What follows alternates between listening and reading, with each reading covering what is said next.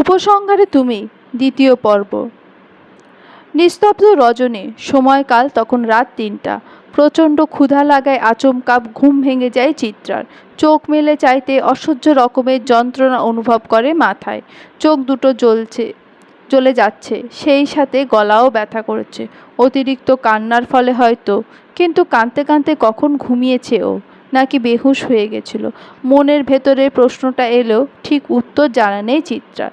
সে নিষ্প্রাণ দৃষ্টি ফেলে একবার ঘরের দিকে তাকায়। একদমই ছোট্ট একটা কামরা, একটা বেড, টেবিল আর কাপড় রাখার র্যাক ছাড়া কিছুই নেই। বাড়তি বলতে রুমের সাথে লাগোয়া ওয়াশরুম আছে কেবল। অজান্তেই একটা দীর্ঘশ্বাস বেরিয়ে আসে তার বুক চিরে।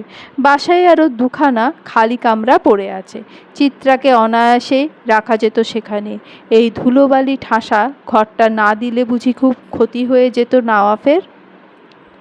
বিষয়টা অত্যন্ত ছোট, কিন্তু তীব্রভাবে আঘাত করে চিত্রাকে। তবুও চঞ্চল চিত্রা আজ নীরব। বাস্তবতার আঘাত একদিনেই থমকে দিয়েছে তাকে, কেড়ে নিয়েছে সমস্ত সহন শক্তি। তার বাবা প্রচুর বকাঝকা করত, কিন্তু কখনো এতটা যন্ত্রণা অনুভব হয়নি চিত্রার। একবার কেঁদে নিলে সব ব্যথা দূর হয়ে যেত। আর আজ চোখের পানির সাথে সাথে মনটাও নিঃশেষ হয়ে যাচ্ছে, কিন্তু যন্ত্রণা কমছে না। দুঃখ বিলাসের এক পর্যায়ে তীব্র ক্ষুধায় পেট মোচড় দিয়ে ওঠে চিত্রার। আশরাফ শিকদার জোর করে কি যেন একটু খাইয়েছিলেন বিকেলের দিকে। এরপর আর খাওয়া হয়নি। অতিরিক্ত ক্ষুধায় তেতো বমি আসছে চিত্রার। সেই সাথে বড্ড অসহায় অনুভূতি হয়। এই অবেলায় কাকে কী বলবে? আর নিজে থেকে যদি নিলে কেউ চোর উপাধি দেয় তখন? সবার তপ্ত কথা শুনে চিত্রার মনে ভয় ঢুকে গেছে। সে ক্ষুধায় মরতে রাজি, কিন্তু খোটা শুনতে ইচ্ছুক নয়। কথার ধার বড্ড তীক্ষ্ণ, তার কোমল হৃদয় রক্তাক্ত করে দেয় রীতিমতো। ভাগ্যবোধই একটু সহায় হলো চিত্রার। হুট করে কেউ একজন নক করলো দরজায়। মৃদুস্বরে বলল, ম্যাডাম শুনছেন? সেহরি খেতে ডাকছে আপনাকে। কথাটা শুনে চিত্রার মাথায় বাজ পড়ে। ও তো ভুলেই বসেছিল বিষয়টা। অবশ্য গতকাল থেকে যা হলো তাতে ভোলাটাই স্বাভাবিক। নিজেকে আর কষ্ট দিল না চিত্রা। ওটার জন্য হাজারজন আছে। আস্তে ধীরে বিছানা ছেড়ে উঠে দরজা খুলল। ও পাশে তখনও মহিলাটা দাঁড়িয়েছিল। চিত্রাকে দেখে স্মিত হেসে বলল, আয়েন ম্যাডাম। চিত্রা উত্তর দিল না, মাথা নিচু করে চুপচাপ এগিয়ে চলল। নওয়াব আলাদা ফ্ল্যাটে থাকলেও খাওয়া দাওয়া করে বাবা মায়ের সাথে। অফিসে গেলেও নাফিমকে তাদের কাছে রেখে যায়। এবার ঘটনা ভিন্ন, তবে বাবা ছেলের মনোমালিন্য চললেও নাজনীন বেগমের অনুরোধের কাছে হার মানতে হয় নওয়াবকে। না চাইতেও বাবার ফ্ল্যাটে আসে সেহরি করতে। লোকমা মাখিয়ে সবে মুখে নেবে এমন সময় চিত্রা এসে হাজির হয় ড্রয়িং রুমে। মেয়েটা মাথা নিচু করে ধীর পায়ে এগিয়ে আসছে। চিত্রার হাজার লুকাতে চাইলেও ওর ফোলা মুখশ্রী নজরে এসে যায় নওয়াফের। হুট করে কেমন যেন লাগে তার। সেকেন্ড কয়েক তাকিয়ে ফট করে চোখ নামিয়ে নেয়। যতই অস্বীকার করুক, ওর অন্তর জানে মেয়েটার এই অবস্থার জন্য সেই দায়। নওয়াফের ভেতরে সূক্ষ্ম একটা অনুশোচনা খেলে যায়, কিন্তু তার ইগো সেটা মানতে নারাজ। দ্বন্দ্বের ইতি টানতে তাড়াতাড়ি খাওয়া শুরু করে নওয়াব। চিত্রা ততক্ষণে এসে বসেছে বিপরীত পাশে। মেয়েটা নিশ্চুপ, কোনো কথা নেই, বার্তা নেই। প্লেটে খাবার তুলে নিয়ে নিঃশব্দে একটু একটু করে খাচ্ছে। আর চোখে একবার তাকায় নওয়াব। চিত্রার ভাত মাখানো স্টাইলটা লোভনীয়, কিন্তু বড্ড ছোট ছোট লোকমা বানায়। নওয়াব আর কিছু না ভেবে চটজলদি খাওয়া শেষ করে। এটারই অপেক্ষায় ছিলেন আশরাফ শিকদার। নওয়াব ডেজার্ট আইটেম হাতে নিতেই তিনি গলা খাঁকড়ি দিয়ে বলেন, শিকদার বাড়ির পুরুষেরা কখনো বউদের অসম্মান করে না। মুখে স্বীকারোক্তি দেওয়াটাই সব কিছু নয়। কে কতটুকু দায়িত্ববান সেটা কর্মে বোঝা যায়। বউকে নিরবিচ্ছিন্নভাবে ভিন্ন কামরায় ফেলে রাখা কোনো বীর পুরুষের কাজ হতে পারে না। সবে ডেজার্ট আইটেমে হাত রেখেছিল নওয়াব, কিন্তু বাবার বলা কথাটা শুনে থমকে যায় সে। বীর পুরুষ হতে পারে না, কথাটা আঘাত হানে মস্তিষ্কে। তার মানে কি আশরাফ শিকদার তাকে কাপুরুষ বলতে চাইল। রাগে শক্ত হয়ে আসে নওয়াফের জোয়াল। নাজনীন বেগম ভয় পেয়ে যান ছেলের মুখবায়ব দেখে। স্বামীর কাঁধে হাত রেখে দুপাশে মাথা নাড়িয়ে তাকে নিষেধ করেন ঝামেলায় জড়াতে। ওদিকে চিত্রা হতাশ হয়ে তাকায় চাচার দিকে। কী দরকার ছিল হিংস্র সিংহকে খোঁচানোর? এই মুহূর্তে আশরাফ সাহেবকেই সবথেকে বড় শত্রু মনে হচ্ছে তার। আজ ক্ষণে ক্ষণে মেজাজ হারাচ্ছে নওয়াব। তার উপর আশরাফ সাহেব তো আছেনই আগুনে ঘি ঢালার জন্য। নওয়াব যথেষ্ট তেড়া মানুষ, সহজে হার স্বীকার করে না। তাই সে চিত্রার পানে চেয়ে বলল, আজ থেকে আমার ঘরে থাকবে তুমি। আমি কাপুরুষ নাকি বীর পুরুষ সেটা প্রমাণ করার দায়িত্ব আমার। আর হ্যাঁ, মেয়েদের বেতন দিয়ে ছুটি দিয়ে দেব আমি। ঘরের বউ থাকতে অন্য কেউ কেন ঘর সামলাবে? চিত্রার মনে হলো অদৃশ্য কিছু ওর গলায় পেঁচিয়ে ধরেছে। যেখানে সামান্য কাজ করতে গিয়ে হাঁপিয়ে যায়, সেখানে গোটা একটা সংসার কিভাবে সামলাবে সে? উপরন্তু নওয়াফের দায়িত্ব। মরেই যাবে চিত্রা। আশরাফ শিকদার থতমত খেয়ে যান ছেলের কথায়। তিনি আশা করেননি নওয়াফ এমন কিছু বলবে। মনে মনে আফসোস করতে থাকেন তিনি। বাবার কর্মে তিতিবিরক্ত নওয়াফ টেবিল ছেড়ে উঠে সোজা নিজের ফ্ল্যাটে চলে যায়। ছেলে চলে যেতেই মুখ খুললেন নাজনীন বেগম।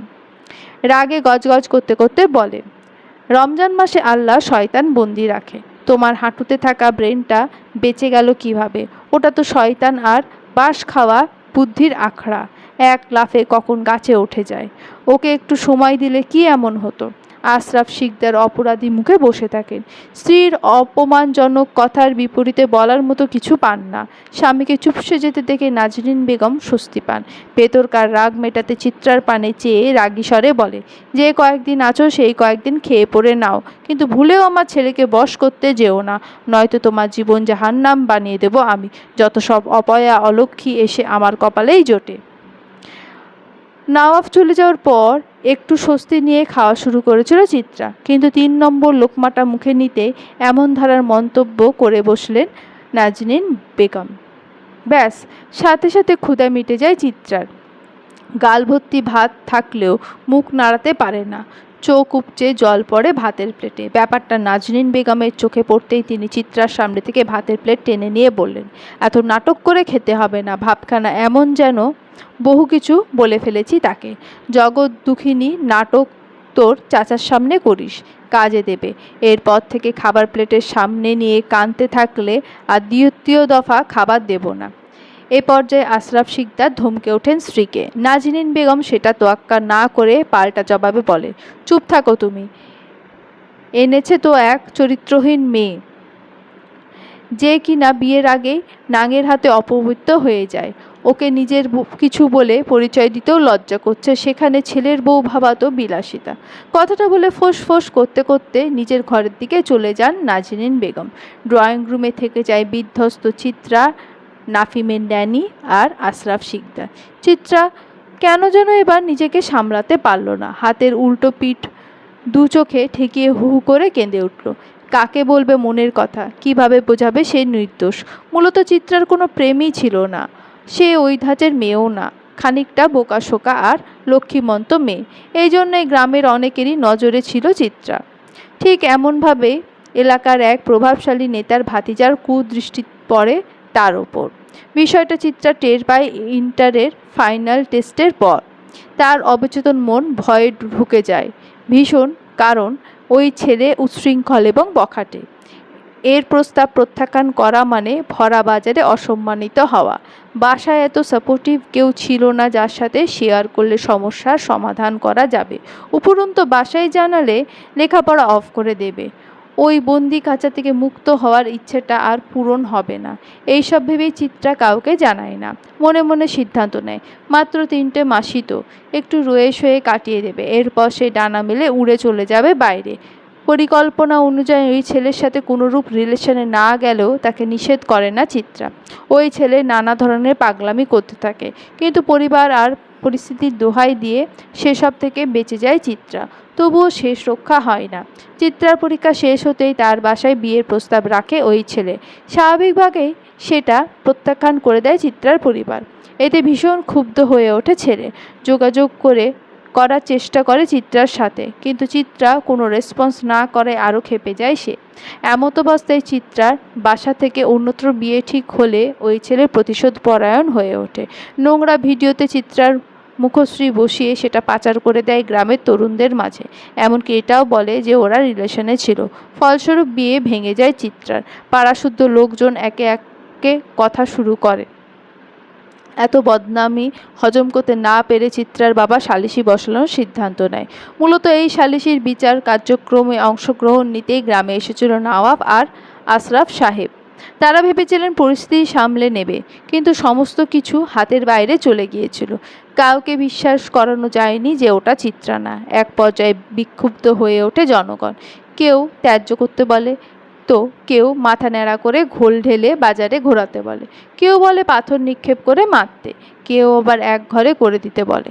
এই বিদঘুটে পরিস্থিতি থেকে চিত্রাকে বাঁচাতে এবং নিজের ছেলের ভালোটা চিন্তা করে তাদের বিয়ের ঘোষণা দেন আশরাফ শিকদার।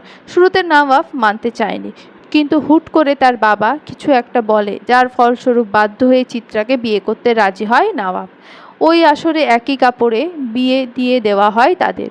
বিয়ের পর একটু নিশ্চিন্ত হয়েছিল চিত্রা, কিন্তু পোড়া কপালে কি আর এত সুখ সয়? জীবন বাঁচাতে গিয়ে আত্মিক শান্তি দফন করেছে সে। শরীরের আঘাত থেকে বাঁচতে গিয়ে আপন করেছে কথার আঘাতকে।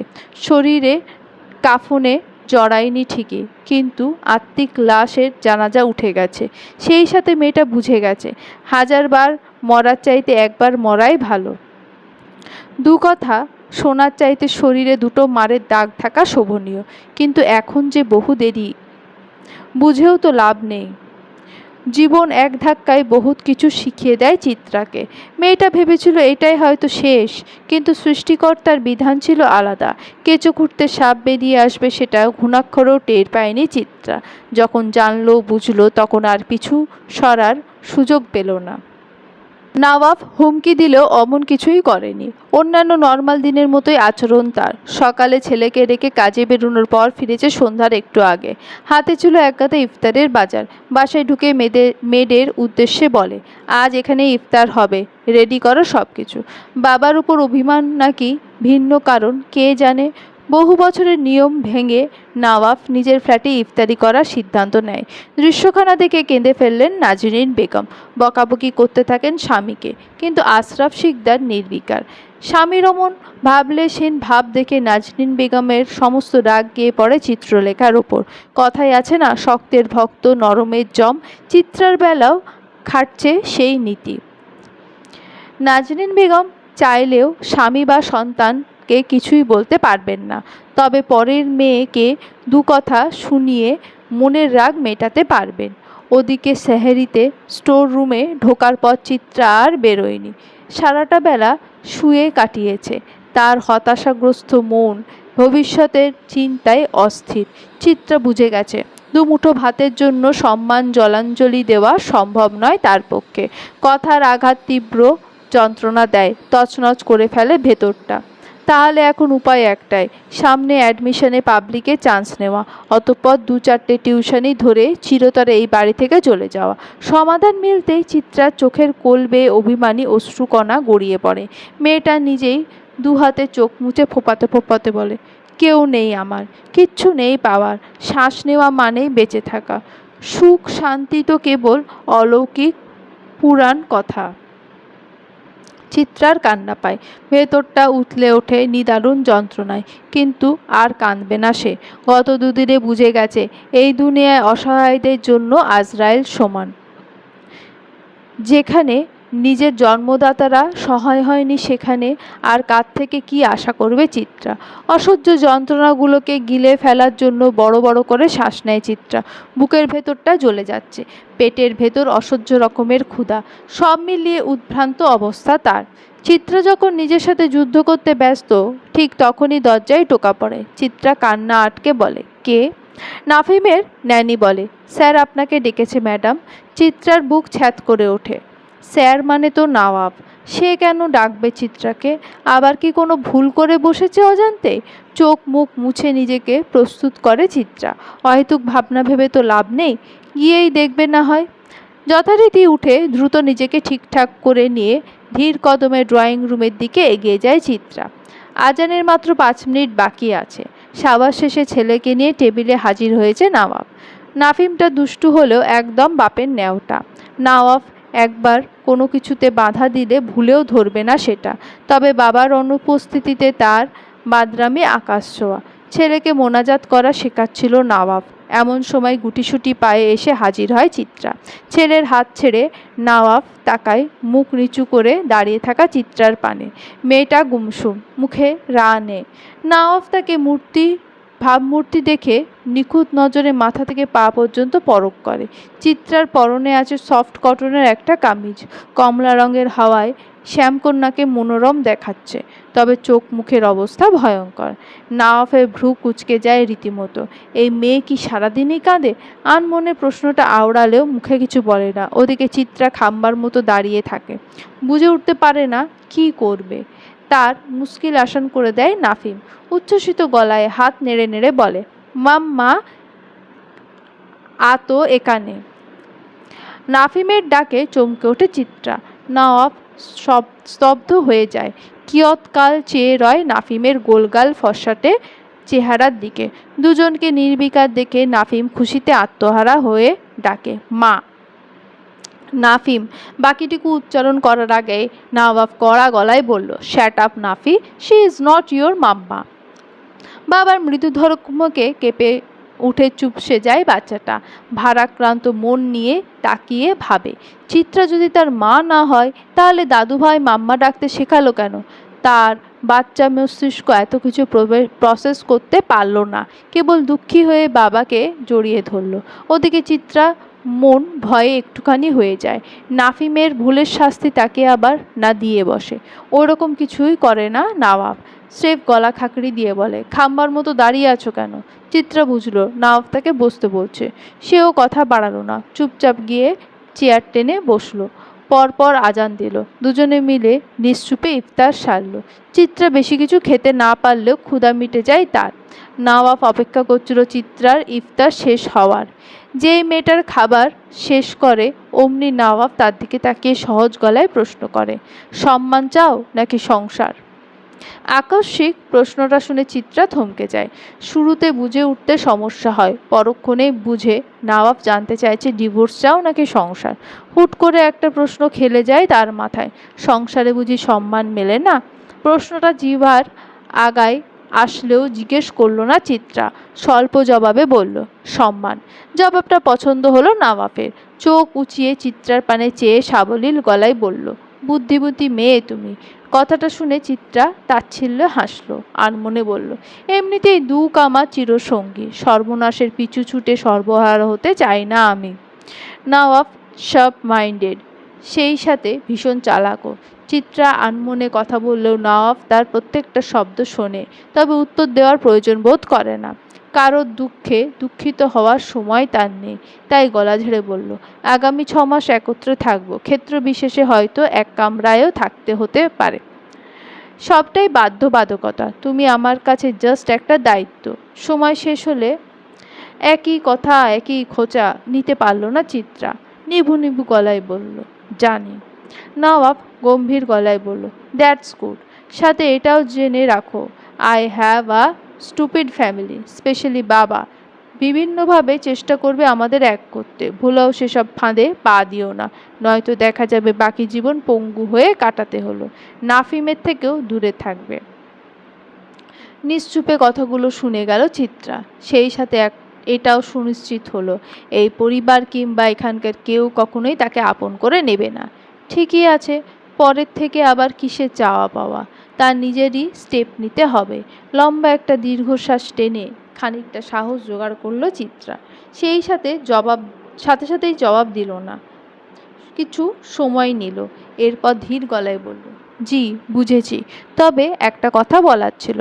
নওয়াব ভ্রু কুঁচকে শুধালো, কি? চিত্রা সাহস নিয়ে বলল, আমি পড়তে চাই, সামনে অ্যাডমিশন। নওয়াব ইনশর্টে বলে ওঠে, অনলাইন কোচিংয়ে ভর্তি করে দেব। বইয়ের লিস্ট ড্রাইভারকে দিলে সে এনে দেবে। চিত্রার মনে হলো তার বুকের উপর থেকে বিশাল একটা ভার সরে গেছে।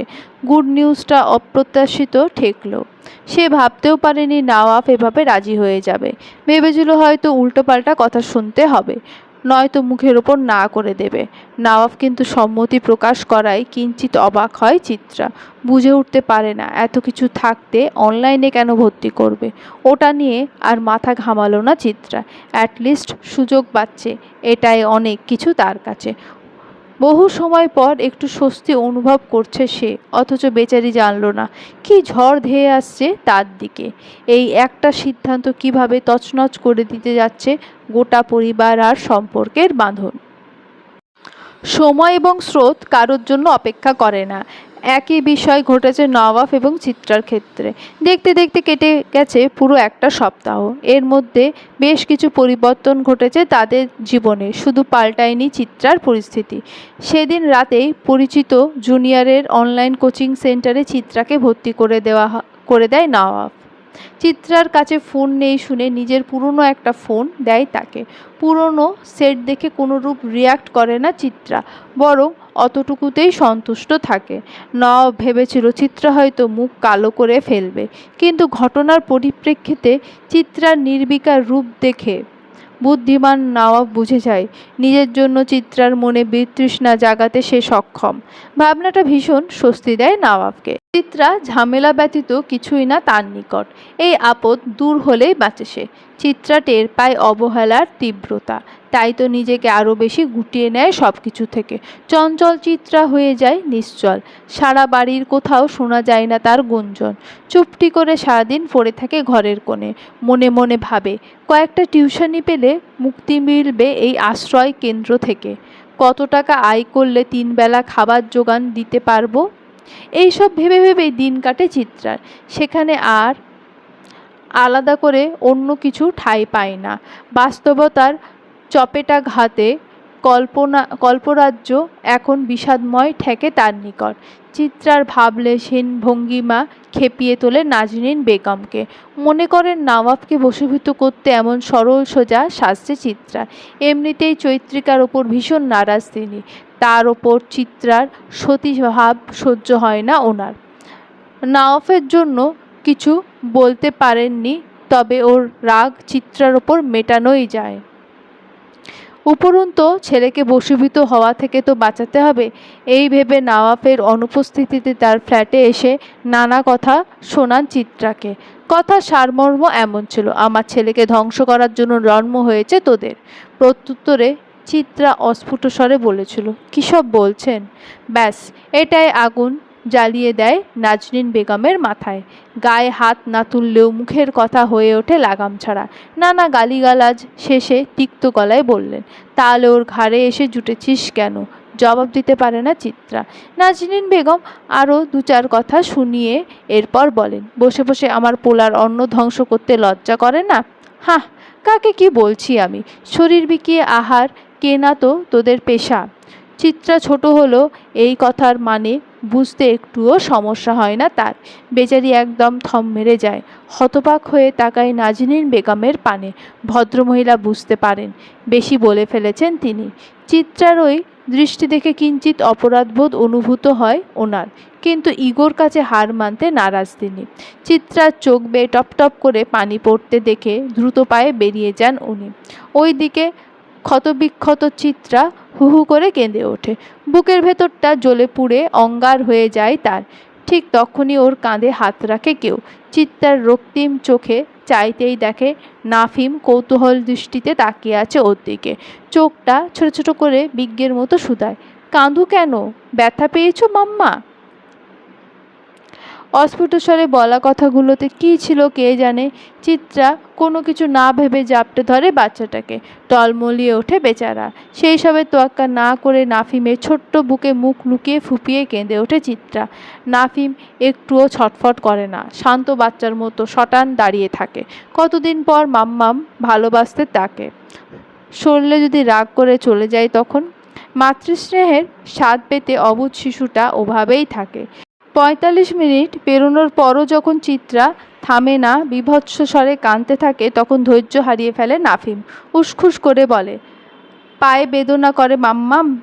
নাফিমের কথায় কিঞ্চিত থামে চিত্রা, কিন্তু ছাড়ে না। ওকে কোলে তুলে পুনরায় জড়িয়ে ধরে, যেন চিত্রার প্রিয় কোনো পুতুল, ছাড়লেই হারিয়ে যাবে অদূরে। নাফিমও লক্ষ্মী বাচ্চার মতো জড়িয়ে ধরে চিত্রার গলা। বেচারি চিত্রা নীরবে ফোঁপাতে থাকে। নাফিমের ছোট্ট মস্তিষ্ক ধরতে পারে না অত জটিলতা। ভেবে নেয় হয়তো পাপা বকা দিয়েছে মাম্মামকে, তাই কাঁদছে। নাফিম বুর্জুকদের মতো ছোট হাতে আঁকড়ে ধরে চিত্রার মাথা। এরপর আদুরে স্বরে বলে, কাঁদো না মাম্মাম, বাবাকে বকে দেবে নাফিম। অসময়ে অবুঝ শিশুটাকে আপন মনে হয় চিত্রার। অন্তত কারোর মনে তো তার জন্য একটু মায়া দয়া আছে। সে ফোঁপাতে ফোঁপাতে বলে, আমি কি খুব খারাপ আব্বু? নাফিম দুপাশে মাথা নাড়িয়ে বলে, নিউ, আমার মাম্মাম মেলাগুলো ভালো। পরিমাপ বোঝাতে সে ছোট্ট হাত দুটো মেলে দেয়। চিত্রা শব্দ করে কেঁদে ফেলে। নাফিম পড়ে যায় বিপাকে। তার মাম্মাম যে ছিটকানুনে সেটা জানতো না বেচারা। কোনো উপায় না পেয়ে ভারাক্রান্ত গলায় বলে, তোমাকে এতগুলো চকলেট দেব, মেলাগুলো ভালোবাসাও দেব, আচ্ছা খেলায়ও নেব, তাও আর কেঁদো না মাম্মাম। নাফিমের কথাগুলো ম্যাজিকের মতো কাজ করলো। চিত্রাও বাচ্চা হয়ে গেল মুহূর্তের জন্য। দু হাতে চোখ মুছে বলল, আর কাঁদবো না বাবাই, তুমি একটু ঘুম পাড়িয়ে দেবে মাম্মাকে। নাফিম ঠোঁট উল্টে আদো আদো স্বরে বলল, নাফিম স্মল বয়, তোমাকে কুলে নিতে পারবে না তো? চিত্রা ফিক করে হেসে দেয়। নাফিমকে কোলে তুলে বিছানায় শুইয়ে দিয়ে তার পেটের কাছটায় মাথা রেখে শোয়। অতঃপর নাফিমের ছোট্ট ছোট্ট হাতগুলো নিজের মাথায় রেখে বলে, এই ছোট্ট মাথায় ভয়ানক সব স্মৃতি জমাটবদ্ধ, যা ক্ষণে ক্ষণে ভীষণ যন্ত্রণা দেয় তোমার মাম্মামকে। ফলস্বরূপ বহুদিন ধরে ঠিকমতো ঘুমায় না সে। তুমি কি একটু স্নেহের হাত বুলিয়ে দেবে বাবা? মাম্মাম একটুখানি শান্তির ঘুম দিতে চায়। শোয়া মাত্রই নাফিমের চোখও ছোট ছোট হয়ে এসেছে। চিত্রার ভারী কি কথাগুলো না বুঝলেও আবছা আবছা কিছু বুঝল নাফিম। তাতেই অনবজ্ঞ হাতে চিত্রার চুল উল্টে পাল্টে গিট্টু পাকিয়ে বসল। এতে একটুও রাগল না চিত্রা, উল্টো শান্তিতে চোখ বুজে ফেলল।